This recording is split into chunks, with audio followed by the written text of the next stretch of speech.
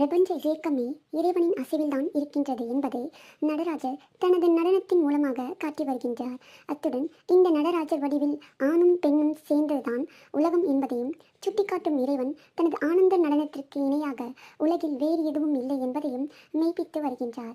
இறைவனின் திரு நடனத்தை பகவான் விஷ்ணுவும் ஞானத்தால் கண்டு மகிழ்ந்தபோது அவரது உடல் எடை அதிகரித்ததற்கான காரணம் குறித்து கேட்ட ஆதிசேஷனை பதஞ்சலியாக அவதரித்து இறைவனின் திரு நடனத்தை நேரில் கண்டு கழித்தது குறிப்பிடத்தக்கது. அத்தகைய மகத்துவம் வாய்ந்த நடராஜ பெருமானின் அற்புதம் வாய்ந்த முதல் சிலை எங்கே இருக்கின்றது என்பதை பற்றி தெரிந்து கொள்வோம். சிதம்பரத்தில் ஆட்சி செய்து வந்த சிங்கவர்மன் என்ற மன்னன் தான் முதலில் நடராஜர் சிலை செய்தவன் என்பது குறிப்பிடத்தக்கது.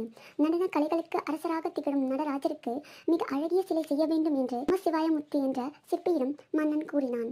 அதன் பேரில் சிற்பியும் மிக அழகிய நடராஜர் சிலையை செய்து மன்னரை ஆனந்தத்தில் ஆழ்த்தினார்.